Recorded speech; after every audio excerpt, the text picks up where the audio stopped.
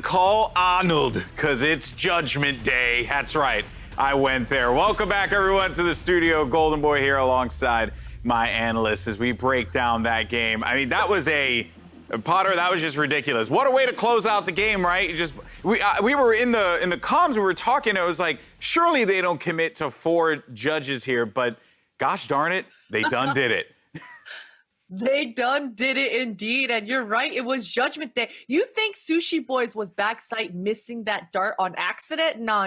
It was all calculated. He was making these guys funnel into the site to perfectly tee up Scary, who was in the corner with that judge, and just mow them down. It was honestly beautifully played from X10 through and through. From the first half, Patafan completely just controlling all of the A main, long A, short A with the Viper, cleverly utilizing that wall and the orb to just deny info. And without info, you saw it. Crazy Raccoons didn't know exactly where to go. Munchkin tried his damnedest, trying to poke and prod and find that info. But man, just X10, slow and steady, won the race. Yeah, well, let's go ahead and start things off here with our Prime Gaming map highlights, because we're getting close to map 2, and there is going to be a lot to discuss. This game basically started, I would say, from the beginning, from the compositions, right? You know, Potter, we were seeing these stylistic differences. What was really cool is we were getting a difference of how to play Viper from Patafan, who, by the way, doesn't really play Viper that much. So that was kind of cool to see that they're mixing up these compositions. Yeah, exactly. And not only are we seeing his personality in the server and outside the server with his intros and what have you, but we're seeing something diverse. Yesterday, he was very aggressive, consistently poking and prodding and pushing the issue, really. Today, we're seeing a slow and calculated approach with his Viper, and that stylistic difference you're talking about. Yesterday, we saw version 1 from NA using the Viper mollies, the Viper kit, to delay the post-plant times. This time around, from Patafan, he was utilizing the Viper kit to deny the map control, deny little corners and crevices, so that they can never have that sort of information. So really clever stuff coming out from both different styles, and man, Patafan, the guy's a beast. You know what's even better is that on defense, he wasn't using something that every single Viper does on Haven, because so far the standard play on defense is to use the wall on A and B and set up the Toxin Orb on long C, so you have every single entrance covered apart from the garage door, which then is being taken over by an example Killjoy. But here, he was doing something else. He was using the Toxin Orb to get orb control for the Sky, so they can feed the ultimate. That was being done consistently almost every single round on defense. And then he was repositioning the orb either for defense, or he was using it for pushes. And that was one successful push on the A lobby, when he just used it deep into the A garden, went into it, and just basically extended all the angles when he can exit and got an easy kill on the opponent. So well played by Patafan. He is actually bringing a little bit, you know, stylistic differences, as just Potter said, to the Viper in our compositions here at VCT. All right, Paper, then before we get into the matchup, I want to get your reactions on Crazy Raccoon real fast. What do you think they have to do? Because honestly, it seemed like Munchkin was just uncomfortable on the Phoenix from our perspective. Yeah, I mean, one of the things we talked about coming into this, right, from Munchkin was his utility usage on Raze. He had a few mishaps with it, and here on Phoenix, it just really wasn't that impactful for the most part. We didn't really see many blaze walls that were effective. Curveballs at times just flat out not used when they could have been on pushes into garage or things like that, and sometimes they were a little sloppy when he was doing it. His run-it-backs were rarely effective at all, and I was kind of curious to see how this would pan out. I thought run-it-backs might be a decent kind of counter to the Viper pit, but it was just never really able to be used in any of effective manner for him. So that I was pretty surprised to see him go on Phoenix for this. He's only used Phoenix once in the last 60 days. In fact, the last 90 days. So this is something that was, a bit of a curveball, like, you know, literally here for him, but it just wasn't effective. I mean, what could he say? He wasn't able to get it done. Yeah, you'd like to see the curveballs go the way of Munchkin, you know, talking about, you know, the ability, because he's using Phoenix. In any case, so that is going to put a bow on map 1. And now Crazy Raccoon are so close to being sent home. Can X10 do it? Let's send it over to your casters. Got Mitchman. I'm pretty sure Tombis said he was going to quit after that judge play. I don't know if he's still there, but I'll let you take it away, Mitch. all by my lonesome. Tom is out of the building. He's left. He's gone home. Really didn't like that judge play, did you, Tom? No, this is Tom Bizzle. Tom Biz has actually left. So, no, it's clearly my alter ego. I actually love judges, you know? It's such a well-balanced and I can't even carry it on. But yeah, it's one of those rounds where you just look at it and you somehow know that they're going to make it work. And I think that was what we saw quite a lot from X10 is they had these plays that a lot of the time it looked like Crazy Raccoon had a decent idea, had some decent counters, were working the map well, and then just something happened that just completely threw them amok. And I think a lot of it came down to Padapan once again. Now, going into this map, especially on the attack side, I hope that we're not seeing him change up his agents too much, because I really like those more aggressive jet plays we see from him. Yeah, for sure. And I think that's been a staple of the Icebox play in general. But after the big shift that we've seen on Haven, I'm expecting that there will be some changes. The Cypher over the Killjoy could definitely remain, but even we have the question of, do they pull out a Sage? That could see a bit of a shift up in how they want to approach this map. There's so many different directions that they can take it, but it's also pretty hefty risk. If you make a change here that you've only had a couple of days to practice, it can come back to bite you for sure. And here's the agent select brought to you by Prime Gaming coming up on our screens, and we can see a couple of the lock-ins coming over for Crazy Raccoons. And indeed, we're going to see a Sage coming out on Munchkin.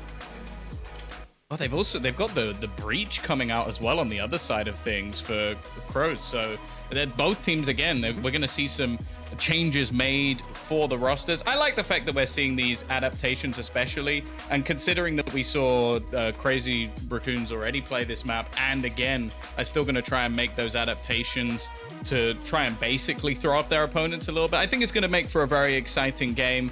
However, I'll be interested to see how all of this is actually utilized. We know that for Crazy Raccoon especially, like the way that we see these executions work, a lot of the time they were, I guess, struggling that a little bit more. And also, I believe previously they'd actually not played the Viper as well. So this is actually drastic. Yeah, this is one of the points that we were criticizing, and I think just in general from the broadcasting, the desk, from the casters, was not playing a Viper on Icebox. Big mistake a lot of that time.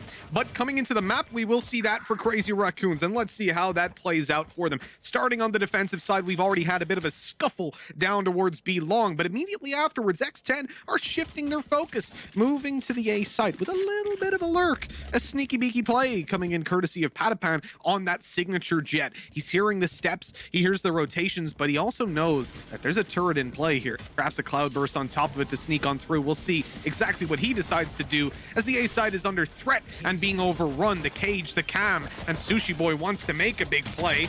Let's see if he can do anything. Oh, this is going to potentially be huge. I thought he was going through the cage off the cam, but no, instead he's going to tuck in because they've already got the opening duel.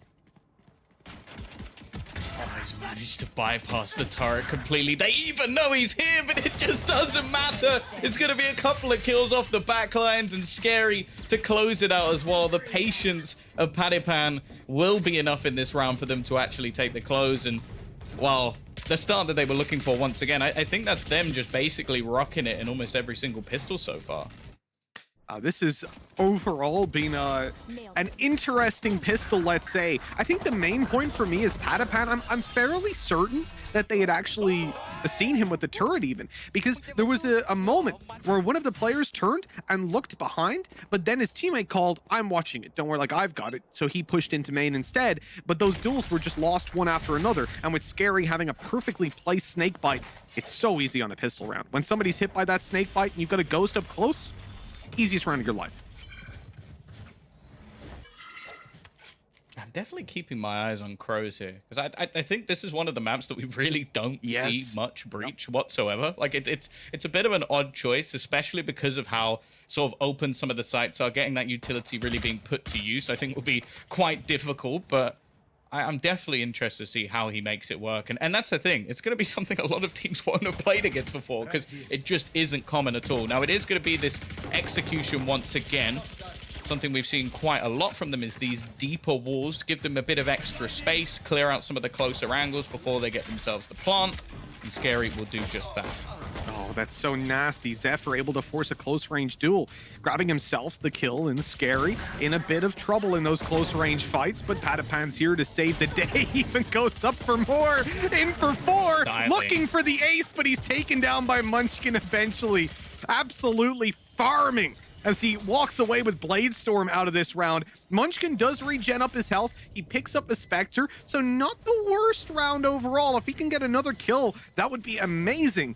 But ultimately, time is going to be very low. Winning the round is next to impossible, and he will just be sideswiped by Crows. As a really interesting point as well, Tom, because the Sova and the Sky combination is very strong and very highly regarded, at least within the European region, by the majority of teams. If not both, then at least one. And certainly Sky as a flasher and information seeker is huge right now. So there must be something unique, a unique spin that Crows, or at least X10, have seen with this breach. And we'll be keeping a very close eye on exactly how that's utilized coming throughout this game. I think especially going into A-site execution, like maybe just the denial of space for teams, especially on the defensive side, could be quite interesting. Now, I'm going to have to shut up and stop theorizing because Patapan, well, he doesn't have any breaks. He's just going to go running straight in. He's actually got a Bucky as the combo as well. Like, I both love and hate this man at the same time because it just seems like he's running all of those old weapons, all of those guns that maybe necessarily shouldn't work. They are going to get a very easy plant once again, though, and it's going to come down to a full retake from Crazy Raccoon, and they have no flank. This is coming all directly from the same angle. The bonus round for X10, one where they shouldn't be doing nearly as much damage in terms of the early round impact of just getting the site and now setting themselves up for close range duels. That's where things like the Bucky can get a lot of value. Ooh, Patapan, he almost goes down on his way out, but he'll survive just a few seconds longer as Zephyr takes him out. Here we go with the spike being diffused. The denial comes in with utility, and Scary in a 1 versus 3 actually has the potential to deny this even further. Down comes the snake bite. The orb is up, and they can't get the diffuse. The time is too low. He's actually won the round. He's got 3 kills, and the spike explosion confirms that a third round is there for X10. What a phenomenal clutch by Scary, and proving yet again Viper in post plants is a scary thing to deal with. Yeah, an incredible play as well, and it's something that we've seen so often, the Red Bull clutch coming through for Scary. And the problem is, like, this has to be something that you're aware of, especially after the first one comes in. You need to be closing him down. I guess the kill onto Zephyr just denied any chance of that. And, well, we're seeing once again that it seems like in all of these clutch situations, in all of these close rounds, it's just X10 coming out on top. And that's another round where they've managed to close out the bonus. Worth mentioning as well that they have actually won every single pistol so far in this series. So getting off to a flying start each time. Yeah, they're really propelling themselves into the lead in the impact of pistol rounds in MR12. If you're able to follow up, of course. If you lose a force by right after, it's not so much. That shock dart is interesting because it's come in from the defenders, possibly not hitting the mark that they expected it to. Neth, nonetheless, is still able to do some damage, some serious damage, in fact, taking down Sushi Boys before the trade is eventually there. The man advantage now resides with Crazy Raccoons, and Medusa, well, he's not happy with just that, but a whiffed shot. It pulls X10 back into the lead in a ranged fight. Vandal versus Sheriff. Well, that is a predictable victor who comes away with it. Zephyr hasn't been spotted. That's a free kill. Okay, now we're down to a 2 versus 2. The flash comes out, but doesn't receive much. Inside of the Viper's pit, they are safe to get this plant, but they're scared. They're scared of Rion dropping right on top of them and dealing with them right away, and instead they'll walk out of the pit backwards into the Sheriff, and Rion very nearly whiffs that one completely, walking away with the kill, but so too does Crows, and the rotate to B is going to be treacherous. Zephyr is already on his way, but he doubles back. He's going to instead go below the tube. It costs him an extra couple of seconds. He won't be there in time to deny the plant, but perhaps to catch him on the way back. No, just a second too late. He knows he's up above. He heard the rope, and there we go. Zephyr gets it done just about. Good rotation by him and good patience to not feel baited in to making an overly aggressive play, pulling it 3-1. Crazy Raccoon's first round on the board at last. Yeah, and a big gamble from them in the early setup. We can already see, like, with the A-site defense, 3 players there ready and waiting. Neff is someone as well that I've been impressed with, even just going back through into some of the more regional stuff. I think he's someone who's excellent at just isolating individual duels. His positioning seems to be on point in the majority of cases. And while Zephyr with the knives, you're going to expect him to at least get a kill or 2. Of course, on the other side of things now, though, X10, it's not bad. Like, they've still got an investment, of course. Crow's going to drop down a little bit just to make sure he can have all of that extra utility. And they do have themselves the ultimate as well. So still a chance for them to try and steal this one back. I am looking at Zephyr, though, because what this man can do with the operator could be enough to shut this down. Oh, it definitely could be. We've seen it in the past. Starting it out, an operator shot rings through, but no kill on the board. Medusa forced into the open, now 27 HP, and they still check the corner despite the aftershock already clearing it. This is a little bit tough. Hadapan drops down from above again, an op shot ringing, but no connection. And I'm starting to get a little bit worried. It looks like Crazy Raccoons will have to play a retake on this one, and if they push on through, Hadapan's position will almost certainly catch them off guard. Odd that he has a Guardian in this spot, but hey, if it works, it works. And let's see if it does. They're baiting it out. They suspect he could be close and now dealt with. The man advantage comes back toward them for just a second. Oh my God, Crows. That was nasty with the headshots. And now they have the advantage. It looks like they have the round. Neth again needs a double. The first goes his way, but Scary saves the day. 4-1. Chaining rounds together seems impossible for Crazy Raccoons. Yeah, this is just turning into an A-site simulator again. Something we saw in the very early days of this map is just teams just constantly pushing and pressuring. And to be honest, in most cases at the moment, we are seeing Crazy Raccoon just crumble under this pressure. Now, I would say, Mitch, I do still expect both teams to pull off more rounds when it comes to that attacking side. So I'm not overly worried for them just yet, but there needs to be some sort of adaptation, some sort of resurgence, because even when they're putting 3 players there, they're still losing a lot of those battles. Yeah, that's very true. And that cannot be the case moving forward. I mean, you're going to walk away with a handful of rounds at best if things keep up the way that they are. And for X10, they're not looking for one weakness that they can exploit again and again. They don't want to make this easy for Crazy Raccoons to adjust to. And so instead, they're going to move towards the B site. But remember, this is where there was a decent bit of impact with weaker weapons. We saw a couple of kills, most notably Zephyr down below in the tube. And X10, they've taken ranged fights. They've lost a player right away. And now they're stalling. They're slowing it down. They're looking to try and really make the range work for them. But so far, nothing's going their way. Crazy Raccoons are avoiding making the same mistakes they did previously of just massively overextending into these unfavorable duels. And they've also got an awful lot of ultimates here.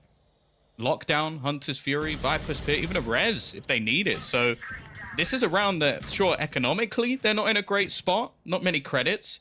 But they could still make things painful and maybe even steal it. Now, this fake has been sold fantastically well by Fox. There's absolutely no one on a gamble in the rotations from Crazy Raccoon. Instead, they're going to have to face off against this afterplan. Nice shot, though, from Rion. That's Scary gone. And now this becomes a real possibility as that afterplant is nowhere near as strong. The only thing they have to deal with is going to be Sova. Now, there's definitely a possibility, Fox unable to connect it in the back lines, and here comes the Hunter's Fury, a free kill, but they know exactly what they're doing. Sticking it halfway, now it's time to get on it yet again, and it looks like it's theirs. Well handled by Crazy Raccoons. They're not afraid to lose a weapon or two, to lose a player, as long as they win the round. And Neth, well, he even makes it more costly and hurt that little bit extra, taking down 4 players in the end. And X10, well, they won't be walking away with a smile on their face after that one. Yeah, I'm almost starting to wonder for Crazy Raccoon, the same that we said on the last map, if they do need to start being a little bit more proactive, because that is twice now where we've seen them catch the rotations, get all of that earlier info, gamble into some of the sites, and just take some fairly big risks because they're playing with the pistols. And it works. Like, it works well. They win that round with very, very little invested. They actually only ended up using one of the ultimates that they had as well. So they still have a lot stacked up going forward into this one. Now, Zephyr, I think he might have heard my call a little bit. Looking to try and take some of that early control. Go for a bit of an early peak. On the other side, it looks like a slow walk into B, and there's not really anybody spotting. Yeah, they're not going to make the same noise that they did previously, completely giving away the game plan, instead creeping up on Rion. It looks like he was asleep at the wheel. Patapan is the one to take him down with a wallbang headshot. I mean, a toe shot would have done it. He was so low on HP. The recon deep won't get anything. They've already backed off. They'll destroy it anyways, but it would have seen next to nothing. And I like this. Cruz just waiting to pop this flash as they come on through that Viper wall, or as it fades down. This is really good. They're probably going to pop it up and peek on through with a flash in hand, but the wall is in play. Here comes the Viper's pit. It's already halfway stuck. They're going to get it the full way and win the round out. Another one taken out from underneath X10's nose. That has got to hurt. These ninja diffuses are actually sick, and one of the downsides of not burning your opponent's utility in the early rounds is how much they have to work with when they come in for the retakes. Yeah, that's what we've seen, actually, is the sort of adaptation is that, okay, we don't need to use all of this utility in these fakes, and wow. Zephyr, it seems like he's coming into his own a little bit. We need to see the stars step up for Crazy Raccoon as well. In terms of investment, the operator's going to be back in his hands. We are starting to see some fairly impactful ultimates on the other side of things as well, though. The Blade Storm for Patapan if he needs it. The Rolling Thunder as well, which we've already seen utilized to try and clear the site. And I actually think that Crow's utility so far, just for clearing out some of the angles, popping players into position, it's been fairly decent. I can see the theory behind it. Oh, what is... Yeah, I mean, between Nets, double kill in the previous round, and Patapan there. Oh, and Patapan here as well, just rushing forward, really applying pressure on another level, but he gets punished for it. The Blade Storm popped, and so too is he. Taking out Sushi Boy up above, jumping, and Medusa punishes it. Oh, he's just getting free kills now. They're trying to play super confident and aggressive, and it isn't working out. Well, it was on everyone except for Medusa. He seems to be the kryptonite to this kind of play. And now X10, okay, they've got control, but where do they go with it? It looks like Fox is going to create a little bit of space by pushing down through Tube, and a long rotation will take place to the B site, where they currently, and from the start of the round, have their Viper wall in play. But it won't really be necessary if Fox is able to shut them down on the rotate.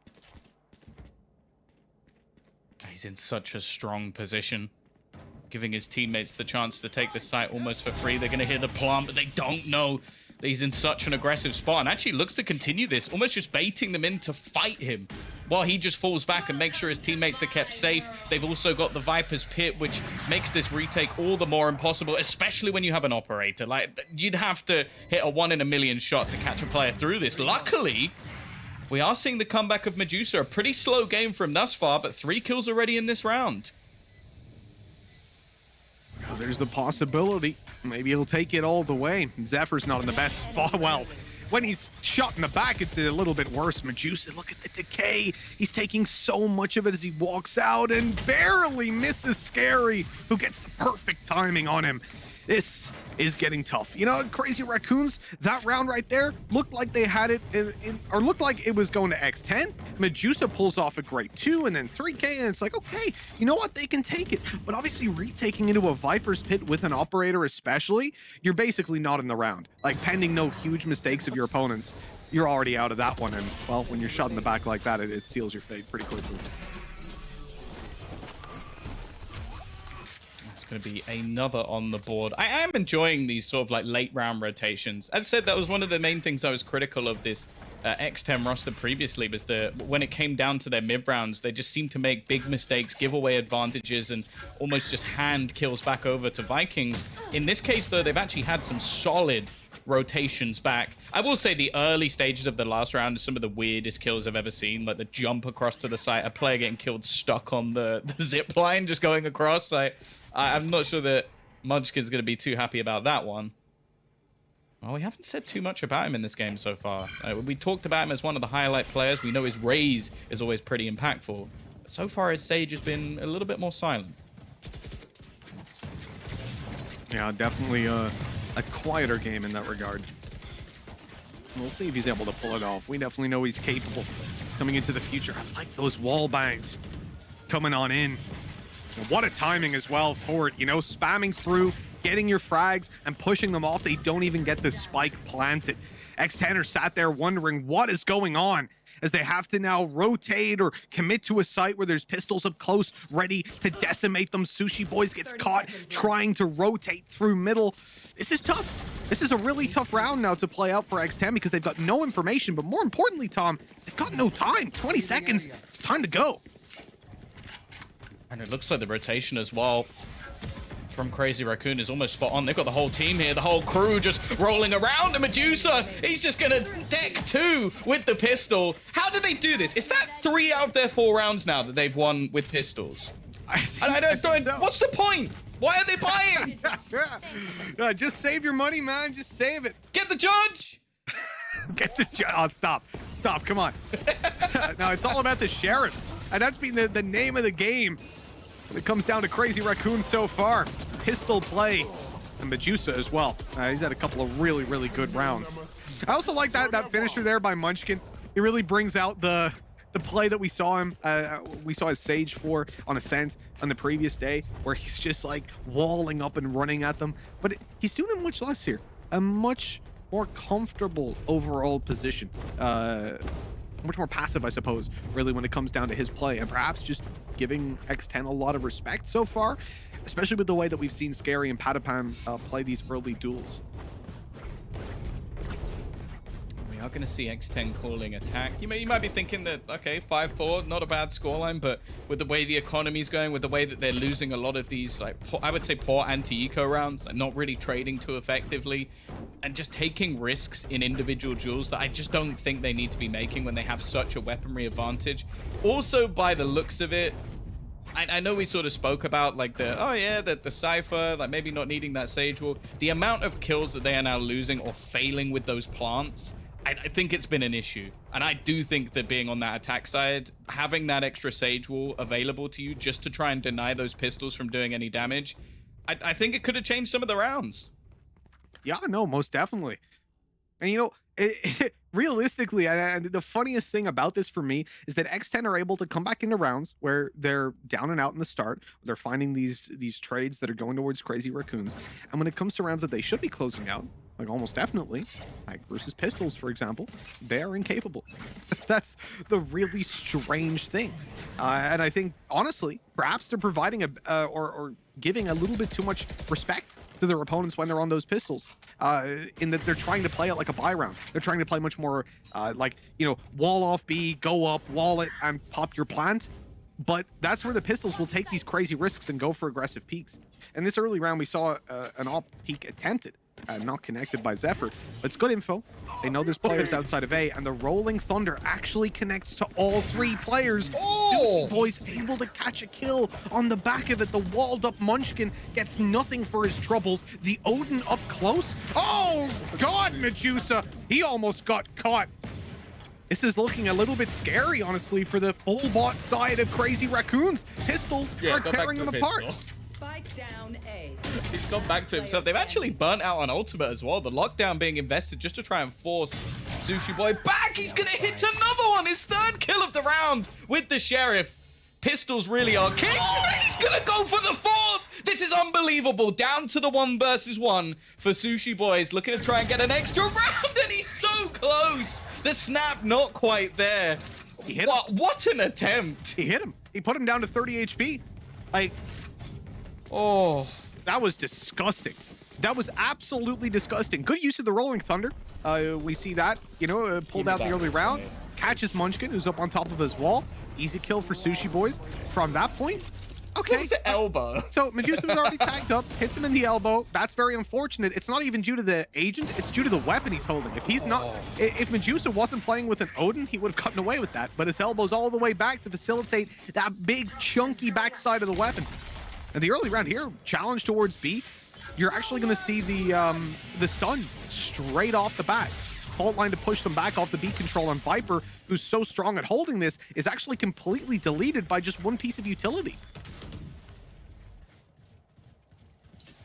Again, we see a very early rotation coming in from Crazy Raccoon. 3 players already here on the site.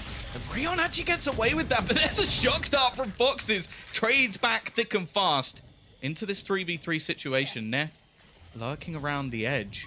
And actually, there's been a crosser path. That is the spike going round behind him. This is all going to come down to timing. And Crows, he's found the kill. Sushi Boy's up there behind him. It's left all onto Zephyr. Well, they know exactly where he is. The neural theft gives him away, and I don't think he's going to attempt this.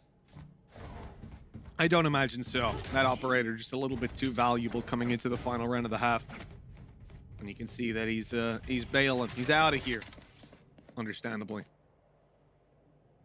This has been a very interesting game. I love the early peaks onto Rion. So we saw earlier, Patapan took a duel, finished Rion off with a Guardian, right? The wallbang headshot that he found.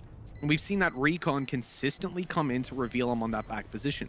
But the step-by-step stage of this round, X10, they used their stun. I think they used a flash as well, pushing Rion back to his secondary position, where they've already dealt with him a number of times. The same thing happens where Patapan crosses over yellow, pushes up to the opposite side of Snowman, and goes to take Rion down on the back site when he gets revealed. This time, Rion wins the duel, but there's a backup plan of a shock dart by Fox.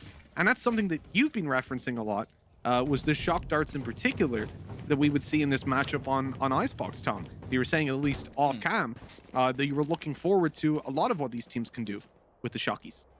Well, yeah, no, I think as well that normally going into the second half, Medusa is another player who has that. Now, he's had a bit of a rough game so far. I think on the defense as well, like, a lot of your shock darts are just going to be used to try and do some damage in the retakes or maybe a few early positions. But I'm loving all the utility they're using just to make every duel really awkward for Zephyr. I feel like he hasn't come into his own just yet, but there's a pick, giving them the man advantage back. Foxes is just running it, though. In fact, they've just running the gauntlet all the way. They've been spawning these early rotations, Mitch. And because of that, there's only one player defending. Was he spotted? Oh, well, definitely now. They're taking the duel. The shock dart to come on through, deal serious damage to Neth, and Sushi Boy's ready to take another. The plant coming in, but Medusa's sneaking around the backside. That player was so low. If it wasn't for that drone, he could have wallbanged. He could have gotten the kill. But instead, these players, 30 and 78 on Sushi and Fox, are able to play a post plant. They're able to go back nice and passive and hopefully close out this final round with the man advantage they have, running down the clock. Crazy Raccoons have a Hunter's Fury to play with, and they might try to deny some space using it. Medusa, though, straight away, shutting them down. Fox with one, and now the time is theirs. Surely, look at the sneaky play by Sushi. Boys, he's already around, but he gives away his position. There's time here for Medusa, but now it ticks away too far. It's done. It's dusted. Medusa, 4 kills, but no chance he gets that diffused. He's at least gonna flex on us at the end, earn a few style points and go down to the spike. But you know what? 7-5 half, and considering that Crazy Raccoons basically, what, did they get 1 buy round? Maybe 2 at a push? I think they've actually done all right here. So 7-5, especially now going onto that attacking side. And I still feel like most teams on this map are very uncomfortable with defending that A site. I'm still yet to see like a consistent way to defend it. For example, you look at Sentinels, obviously one of the teams looking to take the entire tournament. They basically just go, okay, we're going to put 10s there and we're going to put Shazam there. And they're going to kill everyone. And you know what? It's a pretty good strat. Like, those players playing unbelievably well so far in this tournament. But as an actual, like, setup, I've still not seen anything that massively impresses me. I can see that. You know, I think realistically, when it comes to Crazy Raccoons, with rifles in their hands on the attack side, I think they're going to be a whole lot more comfortable. I think they're going to look better. I hope so. But, hey. Pistols have been their forte so far. They've got pistols to play with here. Moving in towards the B site on the pistol, it's going to be an easy plant. You're going to have that beautiful poison orb there to help out as well. And the Sage Wall blocking any spams from coming through. This is a pretty solid start. But how do they handle it now that X10 mounts a retake? And looking to destroy the turret, but it's Zephyr to get the trade instead. Leaving things back into a 4v4, and so much counter utility just being put into this one. It's going to make things quite awkward. Rion still with a couple of snake bites available to him, but it's actually Crows. Just pushes straight through, already starting to dominate, but there comes those multipliers. I don't think it's going to do enough, though. They'll just defuse Rion a little bit too late with the snake bites, and that's enough for the pistol to be stolen away. The record, Mitch, is not getting any better. That is 4 for 4 now in X10 pistol rounds. Yeah, when you pop down a snake bite without your poison orb up, you're not doing enough. It's just, you've got to have both. They can at least get it halfway, and especially from that super passive post plant position, they could just swap in. You know, I'll get it halfway, you get it halfway. That's unfortunate to see it go that way, because for Crazy Raccoons, we mentioned they lost the pistol round. They lost the majority of buy rounds. They still ended up 7-5. If they win this pistol here, they would have looked fantastic. But now they're left down to an eco. But based on the track record, they're going to win this one, Tom. And then again, this is a very, very safe round coming out from X10. They're just going straight in with all SMGs. No pistol saves, no risky business taken at all. They just want to make sure that they end up shutting down this round. And I'll be honest, I think they're gunning for that Prime Gaming Flawless. Let's see if they can pull it off. They should be able to. Realistically, like, you look at that buy, it's classics right now. 4 classics remaining. Ghost already dealt with. And Patapan's low, but he can just avoid a fight. In fact, he should just avoid a fight at this point. Pops a cloud burst, pulls back on mid. Have you met Patapan? I have not. Because I don't think he does that. Like, throughout this match, I can tell you there's one thing that this man does not do, Oh, that's and that nasty. is avoid fights. Nasty little Cam. Look at this. They don't even... Why would you look there? You wouldn't. You never would. But, oh, you probably should. With Sushi Boys, he's getting all the info. Oh, there's 2 guys here. 30 seconds Can't see left. the other 2 on the right. He got a glimpse of Rion for a second. Oh, there we go. Now they've seen it. Now they've heard it. They know what's up. That lack of mid-control for a second cost them a little bit, but there's the spams destroying the walls. Sushi Boy's able to get that done. Crows with another.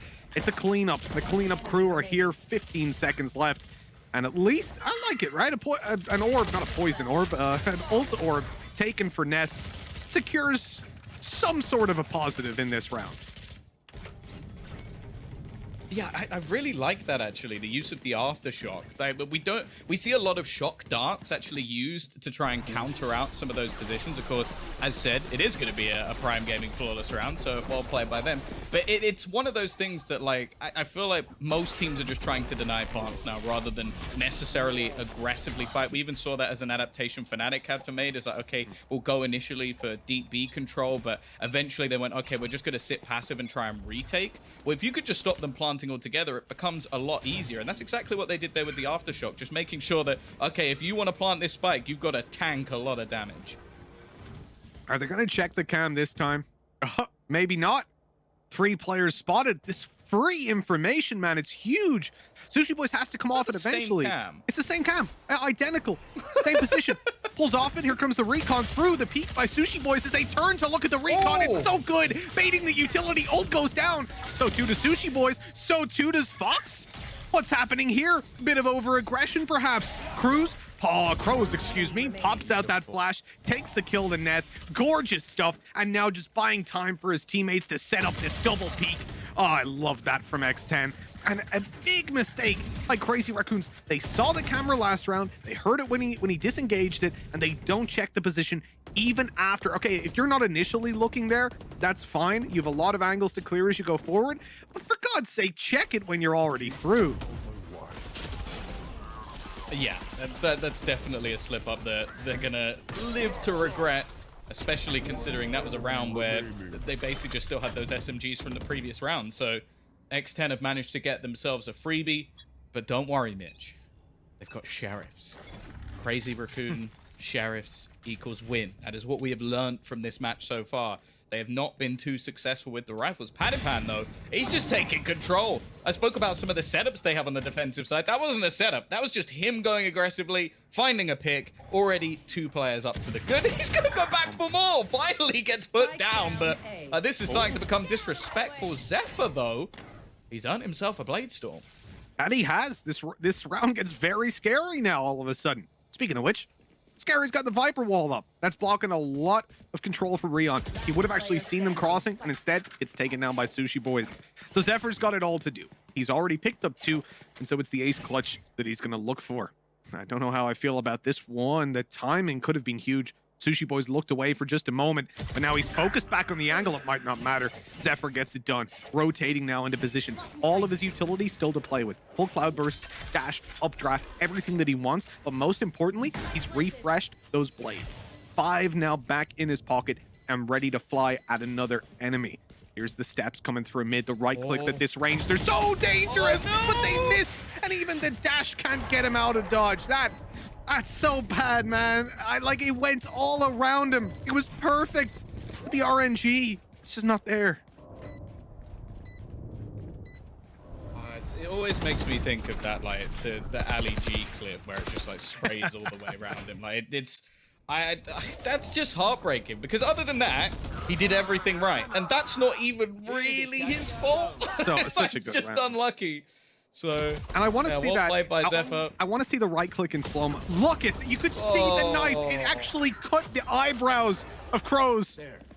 But he's able to get away with it. Disgusting. Disgusting. Breach doesn't have a ponytail anymore. That's actually how I did my hair. Just someone threw knives at me, and well, it went a little bit wrong, but It's one of my favorite things in the Ignition series. I think it was the Japanese guys had a thing where they were in the studio and like the blade storm came up on screen and killed the casters. It was sick. Oh, come on. Okay. What's this? What's it? He doesn't get the first. Like he's all Patapan's like a distraction play there for Crows to pick up the kill and then just drop shot somebody, which isn't something you'll see every day. So, well, maybe with like a blade storm, not with a Vandal. You will not. Patapan's flexing at this point. That's what I'm starting to learn, and maybe a little bit too much, trying to deny after the res comes through, but Crows goes down, back into a 4v4 situation. Crazy Raccoon definitely not out of this round. We got another sneaky cam set up. This is something, well, we see a lot over in EMEA from Nats, just popping it early, sitting in the cam for pretty much the majority of the round, and just leaving it in a spot. You should run. Can make things a little bit more awkward, although he's going to have to move eventually. Just waiting for the cross to come in. He's going to get stuck in that ultimate if he doesn't go anywhere, and eventually the footsteps are going to be given, and he'll escape. The site will be taken, 30 seconds but left. they're going to have a very quick response. In fact, they could get in even before the plant comes down. Yeah, I think especially with the tripwire on the right side, they know that nobody's going to be incredibly close as they come in, and the camera's still online. This is actually pretty huge for X10. As they come in, they just dominate the duel straight away. Neth is able to pull off one, but immediately afterwards, he is shut down by Sushi Boys. Great round from the Cypher. His utility gave them a lot of information to play off of and freed him to go into the site, knowing the angles that were clear and knowing where the enemies were. 12-5 at this stage. And well, the sprays are doing justice. I mean, look, they are dominating Crazy Raccoons at this point. This has been an excellent performance all around. Like, good utility usage, team play, retakes have been spot on as well. Like, there really hasn't been much, and there's been so many like little slip-ups coming through from the side of Crazy Raccoon today. I think they're not going to be too happy with how things have gone down, especially like the excuses go out the window now that it's their own map choice. It was back and forth in the first half. I can maybe forgive having a weaker defensive side, especially with how things have gone, but their attack has just looked a little bit flat. He's actually just missed him with the drone. Panaman just looks at it like, well, if you're not going to tag me with it, I'm not going to retreat. They've actually got a stack as well. Again, 3 players ready and waiting over on this A site. Panapan going to pop the ult. They know that they can utilize this one and just dives through and just ruins Munchkin. Comes back for a little more. Patapan is styling a 3K again out of the Blade Storm. There's 2 players left. Make it just 1, Mitch. That's done. It's done and dusted. Neth, he's been huge before the Rolling Thunder to just secure it. Fox takes him out, but that's the kind of jet I was looking forward to see from this region.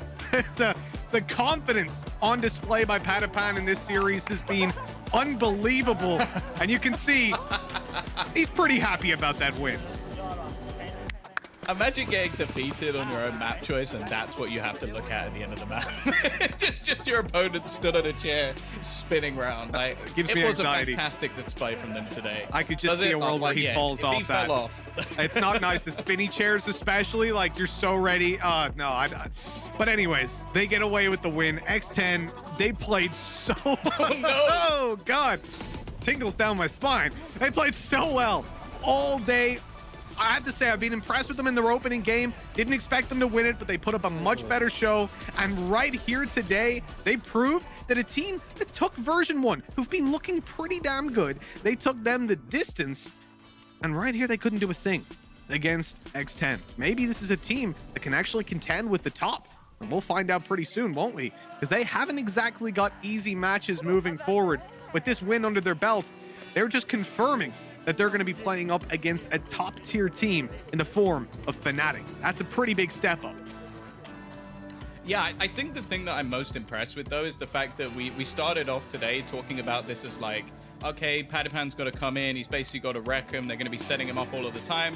And then we saw some real depth coming out of them just in terms of their overall comps, but also in the fact that they're looking fairly adaptable when it matters. So I don't know. I'm excited for them going forward. I will say that I'm hoping they can give some of the teams further in the tournament a little bit of a run for their money at least. Yeah, 100%. I have to say, man, overall for me, X10, fantastic team. Padapan, scary. These guys deliver time and time again. When Fox picked up the Jet, still looked pretty amazing. Like the versatility that we've seen from them when it comes down to swapping out agents. Like if you're able to play a Cypher and a Killjoy, that's expected. But if you're able to play a Jet, a Sova, a Raze, and then go down to a Viper, it's like, you're just playing every role at this point. You can do anything. And add in a Sage as well. I mean, gorgeous play all around. I'm excited to see what they can do up against Fnatic. Yeah, for sure. And I believe now, at least, we are going to be heading this one back off to the desk. GB taking it home. And of course, my bald brother Paper Thing going to be breaking this one down. That forehead to use. I'm ready for some top tier analysis.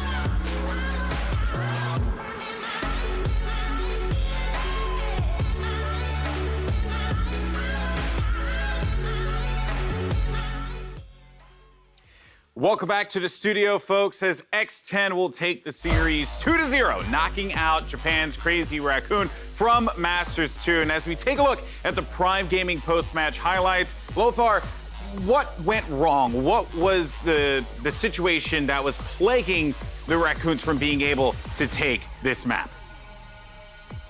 You know, when I first saw the picks for the agents for the map, I was like, wow, Crazy Raccoon's actually adapting. They did exactly what I was expecting them to do. So they changed Munchkin to play Sage on Icebox to have an easier execute on B. But in general, it felt flat on its face, and I think the reason is that they adapted to the metagame, but they never practiced how they want to play it. I didn't see any changes in the way the players approach the game, because we still see Munchkin going first, like trying to be the duelist for the team when his role suddenly should be different, right? And that's a big problem for Crazy Raccoons when they just couldn't find the pace of how they want to play it. And also, well, there was a bit of dry peeking, you know, into an operator a lot of times, and that's a problem overall that we have seen yesterday. EU also suffered. Yeah, it's very clear, Potter, that, you know, this team had a lot of control from top to bottom. 7-5 was a pretty good half on Icebox for Crazy Raccoons, but from there, X10 just took control.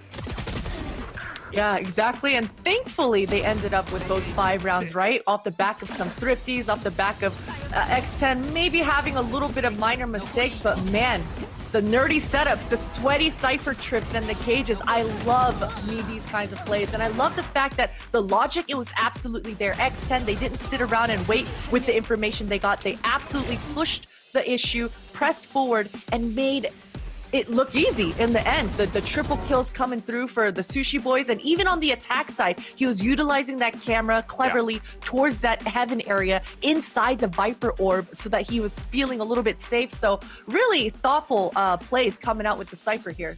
Yeah, it was just clear that everything that X10 was doing was right. Everything that they were hitting, all their shots were hitting, but one player in particular, and I hyped him up on my Twitter, and look, y'all can say I'm crazy all you want, people, but I genuinely believe that we're going to be talking about Patapan for a long, long time. Paperthin, this guy has an insane agent pool. It's ridiculous. And not only that, it's like one thing if you could just play an agent, you know, relatively well or execute. No, he's good in almost every circumstance. That is a rare thing to see in a player. Yeah, I mean, to start with, he's a young guy. He's 17 years old, and he's an absolute phenomenon already. And you can see here, you know, we talked about the difference between this was going to be him versus Munchkin. Munchkin fell flat, 5 and 15 on that last round. And you could also see that Munchkin's agent pool, not that deep compared to Patapan. Patapan, you can play Sage. He's creative with it. He uses his walls in interesting manners. If you're going to be in the forefront with that Sage, you got to be really effective with those walls, and you got to have a little bit of cover from your teammates. In this case, Crazy Raccoon had no cover for Munchkin at all. And I think Lothar said it really well. It's a lot of dry peaks and other things like that that just are falling apart for them. They had the ideas. The execution was there. But Patapan is insane. His movement with the jet so crucial. On Icebox, you have to be really abusive of the verticality of the map, right? When you're that jet, you got to be changing elevations. That makes it so hard to track you as the opponents. Yeah, and you know what's been very impressive about X10, and we were also singing their praises when they were playing against Vikings as well, is that, you know, while the star of the team is clearly Patapan and what he brings to the table,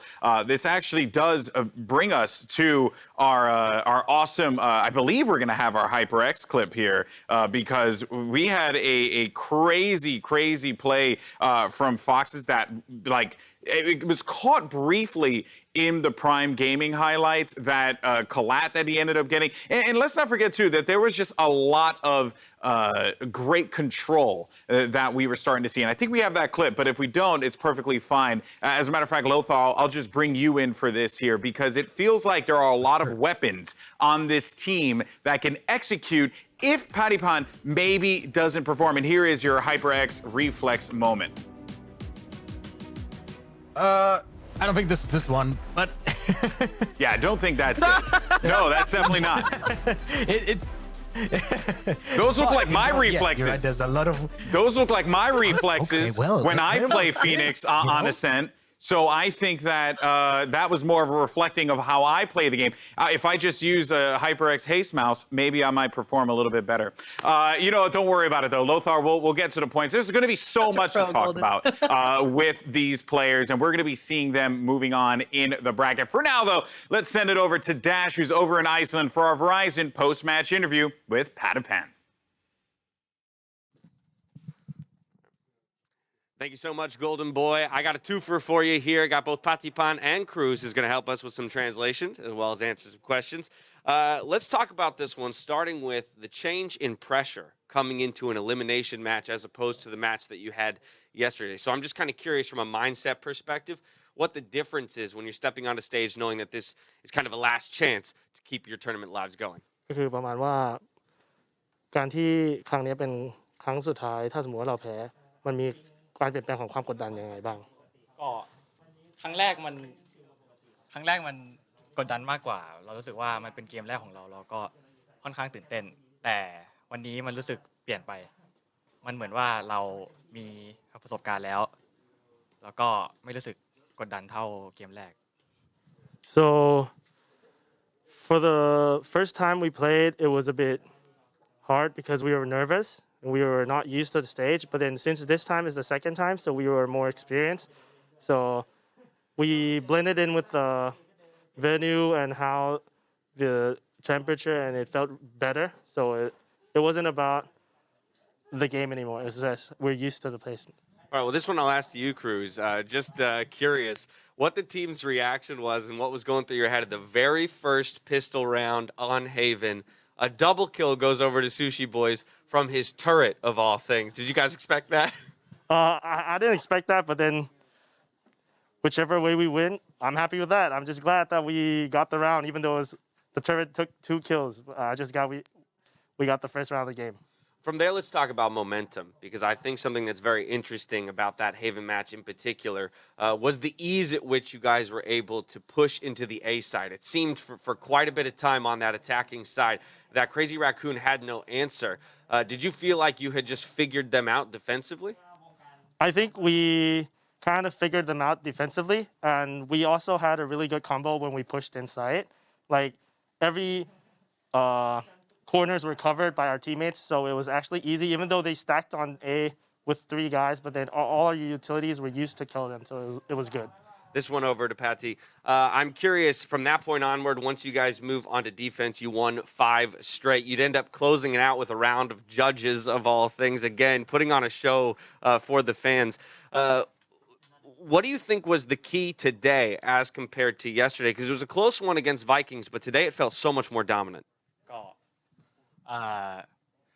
มันรู้สึกว่าเราไม่กดดันกับตัวเองแล้วครับแล้วก็เราเล่นได้ทุกคนทีมเวิร์กดีกันมากขึ้นแล้วก็หลักๆเลยก็คือสำคัญที่สุดคือความไม่กดดันครับเราไม่ได้กดดันตัวเองเราไม่เครียดทำให้เราเล่นดี So basically he said that we were not pressured because we knew that yesterday was a really tight game and we had some pressure on us, but then today we just felt at ease, just played our game and just focused on the game, and that's why the performance of all our teammates became better.